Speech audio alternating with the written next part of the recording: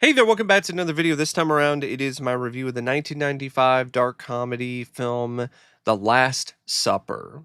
Now, The Last Supper is one of those films that when it came out in theaters in 1995, it didn't really do much of anything. It got some good reviews by some critics like Roger Ebert, but it did not do anything in terms of box office. It came and went and was for the most part relatively forgotten. But it started to get a bit of a cult following among certain circles, and I could definitely see why. In my opinion, this film is a gem. I think this is an underrated gem that deserves a Blu-ray release from some company. I think Kino Lorber would be perfect for a film like this, because this is a movie that deserves to be revisited and rediscovered and discussed more, especially in today's current political climate. This movie was way ahead of its time. It's a film that deals with a lot of heavy issues and political discourse, but it's primarily focusing on how extreme things were getting back in the 90s. And today, well, I mean, just look at what's happening. Look what's happening with both sides. They're completely veered towards the extreme. And this film, in a lot of ways, is tapping into that and is trying to open up a discussion about how problematic that is. And it's just a really eye-opening movie. It's a film that when you watch now, you're like, wow, this this is this is funny. This has some great satire, but this isn't necessarily a joke now. Like, some of this is actually really happening. And it was happening back then too, where a lot of the focus was, instead of being put on the issues, it's being put on certain extremes in either political spectrum or on either side of the political spectrum. Now, before I get around to sharing more of my thoughts on The Last Supper, I want to give a special shout out to Andrew for requesting this review. And if there's another film, TV show, or topic that you would like to see me discuss in the future, feel free to donate to either my PayPal or to my Patreon. Link to both is in the video description down below, and I will try to get your request as soon as I possibly can. Now, The Last Supper is directed by a first-time filmmaker in Stacy Title. This was her first film. She shot it in like 18 days. It had a budget of, I think, like $500,000. So it's a very low budget, independent, dark comedy. And so that leads to some moments visually where it definitely looks like a very low budget indie film. But then there's other moments where the direction is stylish, has some nice usage of camera angles, or, a pan or a zoom here or there. And overall, I felt that the direction was pretty good. I don't think it was a brilliant. I don't think it was amazing, but I felt for the kind of film that it was, which was a smaller independent project, it was effective enough. I felt it was decent. The director showed a clear understanding of proper filmmaking techniques. There really wasn't anything that was shown on camera or in the film that was incompetent or showed that the director was too inexperienced to be helming a feature film. There were some moments where maybe some shots got a bit repetitive, but other than that, I feel the director did a pretty good job, especially for the kind of film that this is. It's written by Dan Rosen, and the screenplay is really where this film shines. This is such a deliciously dark, witty, clever, whip smart script. It centers around this group of graduate school students who live together. So you have Jude, Pete, Paulie, and Mark, and Luke. And they all have their different sort of things, what they're into, what they're studying. Mark is a Jew and an aspiring painter studying fine arts. Pete's a wealthy guy who's dealing with law. Paulie is studying social work. Jude, psychology. Luke, the patriarch, he's completing a doctorate in political science. And this group of college graduate students, they have this thing where they decide to put together a dinner, and then they bring in dinner guests, and they have a discussion while they're having dinner, and they discuss various different topics: politics, environmentalism, religion, whatever comes to their mind, whatever they want to discuss.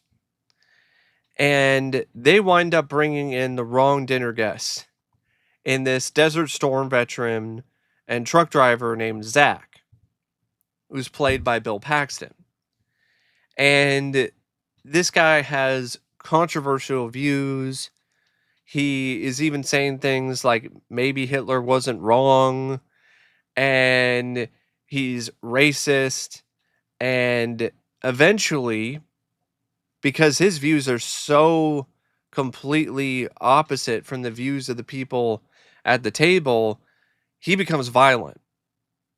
He becomes violent and unhinged, and he even breaks some guy's arm after he held him at knife point. And this leads to Mark stabbing Zach in what he views to be self-defense and killing him. And so now you have this whole back and forth between all of these friends and roommates who live together in this home after this dinner has gone completely horribly awry, and now there's a dead guy on the floor. And of course, you have the different sort of back and forth of, oh, we should call the cops. No, we shouldn't. No, we should cover it up. Just forget about it. And so eventually, they do decide to cover it up and bury him in the backyard and just forget about it. But then eventually the discussion then starts to veer into some really depraved territory, and they start thinking about some of the things that he was saying about how people on the left don't do enough action. They just bitch and they complain and they argue with one another, but they don't do anything. And so they decide to take it upon themselves to provide these Last Suppers for people that they consider to be undesirable, people who have opinions that they don't agree with. And so it leads to some really dark, twisted stuff where you have all these different various dinner guests who are like homophobic, sexist, or have various different controversial views on certain topics and certain things. And they decide to, after a certain point, if they've heard enough, if they have got the idea that this person is irredeemable in their eyes, they decide to take it into their own hands and kill these people and give them a literal Last Supper via some poisoned wine, which is poisoned with arsenic. And throughout the plot, the bodies start piling up. It gets to the point where like 10 people are dead and have been buried in the backyard and turned into tomato gardens. And while this is going on, there is a cop who is investigating the case of a missing girl. This cop is Sheriff Stanley. So this girl has gone missing, and she's going around from house to house trying trying to figure out where this girl is. And an interesting twist, you find out that Zach, the truck driver, the vet who got stabbed, who was the first victim, he apparently was involved in the disappearance and the murder of the girl.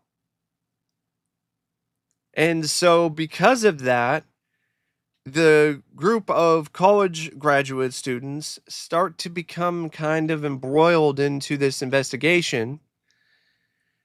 And it leads to the cops snooping around. And the cop ultimately winds up added to the death toll because the cop starts trespassing in the backyard, and because she overheard Luke and another roommate discussing the graves and everything. The other roommate was Jude.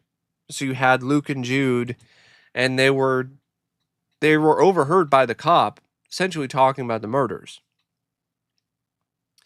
So the cop is doing her investigation. Luke shows up, sees that she's starting to piece things together, and then kills her with a shovel, and then buries her in the backyard. And you're thinking, okay, all right, this is where things are really going to start to get bad for this group of graduate students. But that's really not the moment where things start to turn sour. And I appreciate that. I appreciate the fact that the script didn't choose that moment for where things start to go off the rails. I also like the fact that there's a little moments between different characters where they start to really question what's going on. They start to feel like, okay, this is going too far.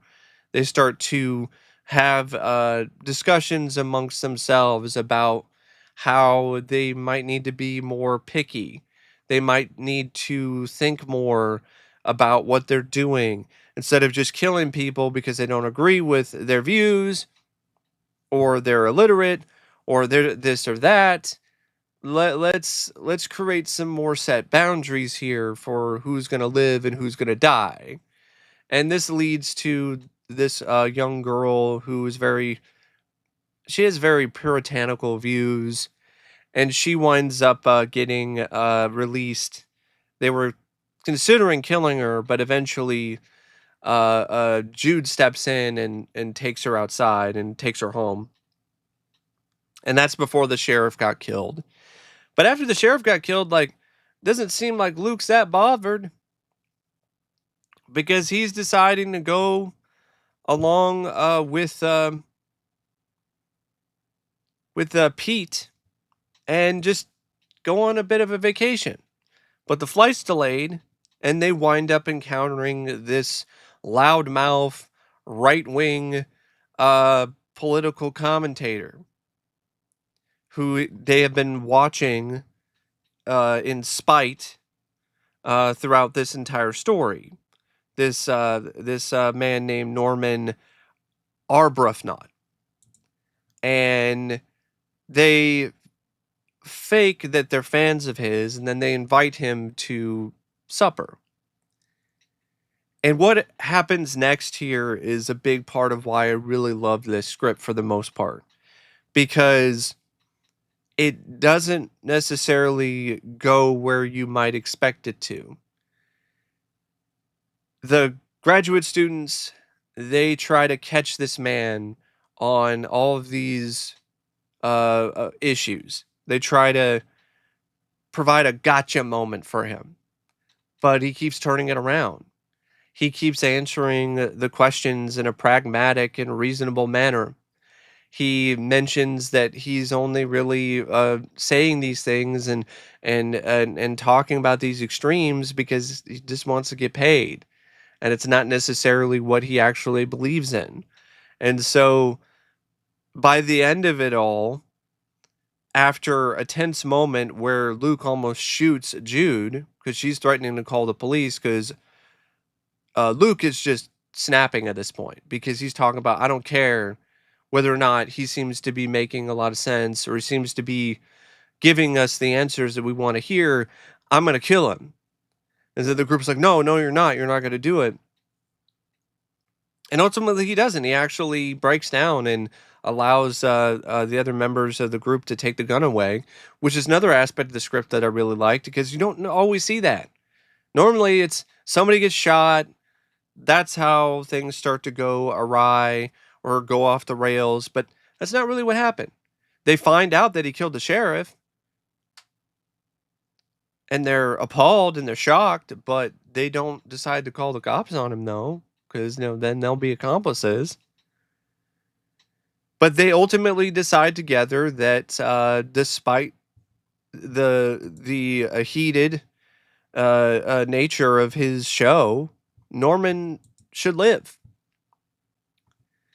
And while this is going on, while they're having their squabble, Norman is playing a bit of detective here, and he's figuring out that they're probably the ones that were responsible for all these people that have gone missing because he sees all the different tomato gardens in the backyard and pieces things together in terms of them offering him some wine and then saying, no, don't drink that wine. It's bad wine.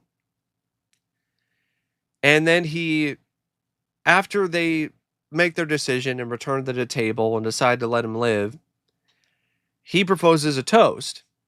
But he's like, no, I didn't give you the bad wine. Let's just have a toast. And it's like, to your health. And then to me personally, that's where the film should have ended. That's where the story should have concluded. Because that in itself is just a really smart and unique way to end the movie. Because it's completely unexpected. It doesn't end in a way that you expect them all going to jail, them dying. They just get away with it.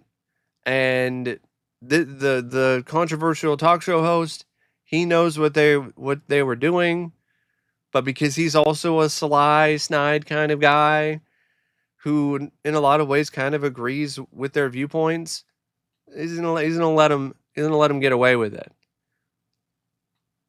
But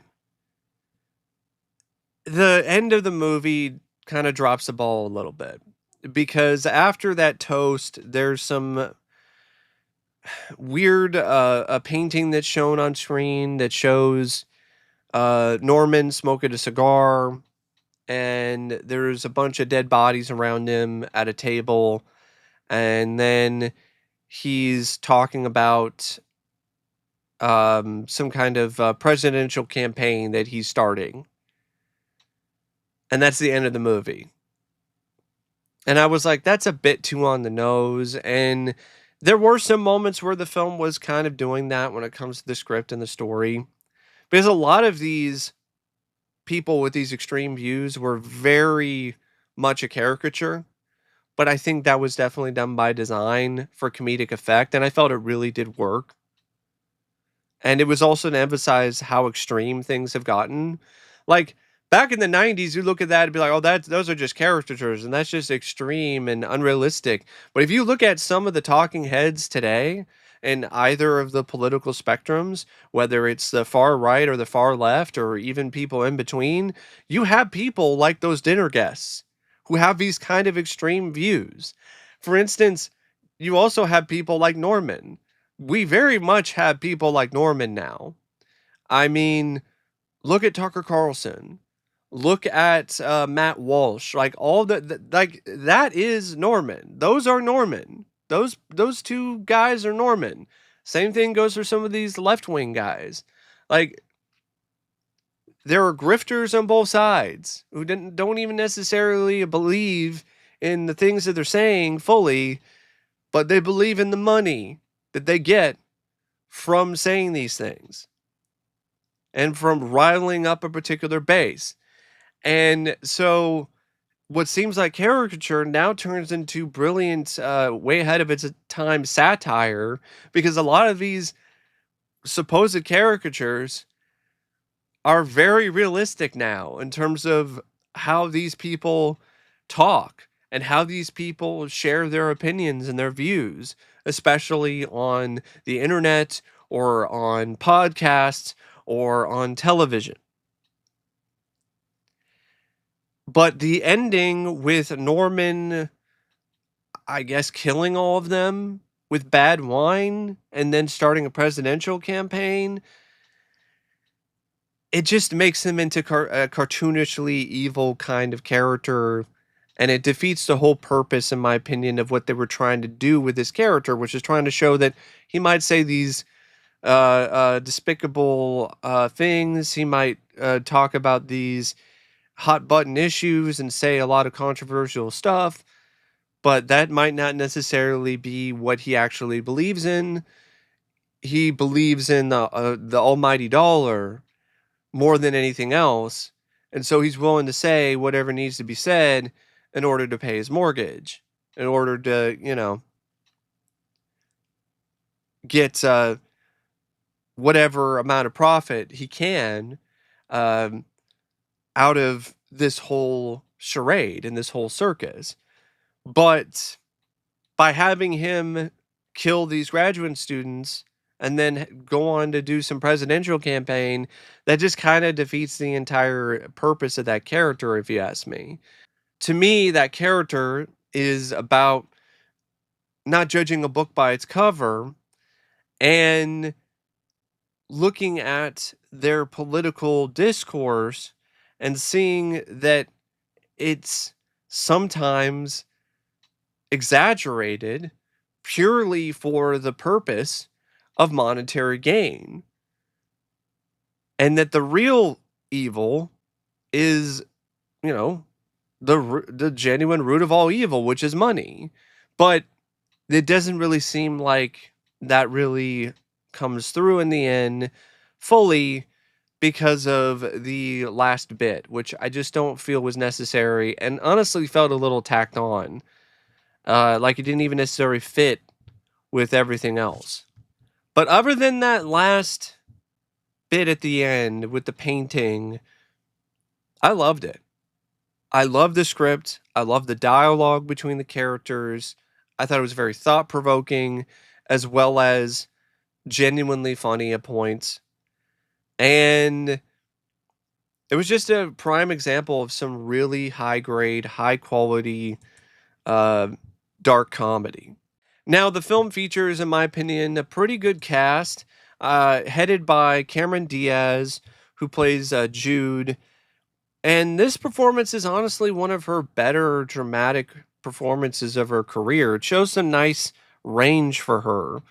And initially, she was going to audition to play the Annabeth Gish character, but then I guess they felt that she would be better for Jude, or she decided she wanted to go for that role. And I feel it was a really good choice. I felt that she did a great job showing the different layers of this character. Um, she's a bit of a spitfire anyway. So to play this kind of character who's got this fiery personality, I felt that was a good fit, but it also showed how volatile this character's emotions are, where she can be really rash in her judgments, but can also really have that affect her emotionally to the point where she's like breaking down and crying when she's planting flowers around the tomato gardens. And so Cameron Diaz was just a really good choice to play that particular role, to show those different layers of Jude. Ron Eldard, he played a great preppy rich white boy, and Pete, who has a gun fetish, who thinks he's tough, but in reality he's a total wimp, and he's the type of guy who will just kind of follow the leader. Um, Annabeth Gish, she played a good, I wouldn't say basket case, but definitely, I don't know, maybe a bit bipolar, like a character who seems to be wholesome, but in reality is just easily manipulated and naive and isn't as wholesome as you might think. Um, Jonathan Penner's Mark, he was the weakest out of the main cast. There were some moments with his line delivery that was honestly pretty bad in terms of the acting, especially when he was supposed to act like he's drunk in front of the cop. That was really bad acting. Like, it didn't even sound like he was drunk. It just sounded like he just forgot how to act. Courtney B. Vance as Luke. He was intense. He was definitely quite the intimidating presence as Luke. In a lot of ways, he was the muscle of the group. He was the one that was also the most forceful, and in some ways, the most independent. And he was definitely the leader of the group. A lot of people followed his lead, and you could see why. He had this charismatic aura about him, mixed in with a little bit of intimidation that definitely made him seem like the type of guy who could be a genuine cult leader, which is ultimately what he became if you really think about it. And then the supporting cast has honestly some great performers as well. I mean, you got Jason Alexander, who plays some anti-environmentalist who's like smoking and eating a cheeseburger and talking about how he's pro-Earth, doesn't give a crap about the environmental stuff. Um, Nora, yeah, he's pro-Earthling. That's what his whole thing was, not pro-Earth. You have Nora Dunn, who plays the sheriff, which is an interesting bit of casting, and I think she actually did a good job with the role, surprisingly enough. Charles Durning as this reverend who is a total homophobe. Uh, Burn Aaron as this character named Heather. Mark Harmon, who plays this guy who is just a total he's a total misogynist. Bill Paxton as Zach, who's just this character is just a piece of shit. But Bill Paxton just did such a great job playing that character. And he just took a weekend off while filming Apollo 13 and shot his scenes. That just shows you how great of an actor he was. Takes a weekend off, shows up for a couple days, does this bit role, and delivers one of the gems of his long and storied career as Zach. And then you have Ron Perlman, who plays Norman, and he was just as charismatic as anyone else in the cast, and definitely one of his best roles. And you could definitely see the passion that he had for this. Like, he really lobbied hard for this role. And at the end of the day, I think he was in the right, because he was just such a great casting choice to play this particular character. And there's other actors and actresses who were in this as well, but I think some of them are just, yeah, I think some of them are uncredited. But yeah, for the most part, I thought it was a really, really solid, really strong cast, other than maybe like one or two performers. The cinematography by Paul Cameron, it's decent, it's fine for the kind of film that this is. The editing by Luis Colina at points can be a bit off, but it's not off that often. But there are some moments where the edit, especially kind of early on, looks like it's not really something that was thought through as hard in terms of the way that it was going to present itself in terms of the edit.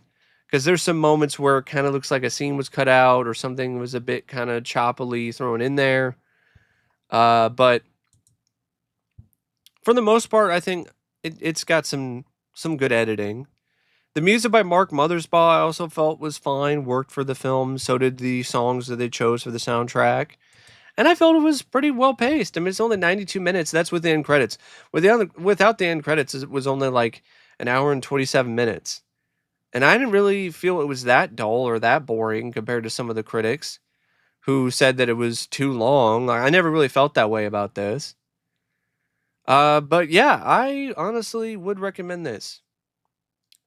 Even if you're not really into political stuff or movies that deal with hot button issues, I still would recommend this one because I think there's a lot to sink your teeth into when it comes to The Last Supper. But anyway, thanks for watching my review, and as always, I'll see you later. See ya.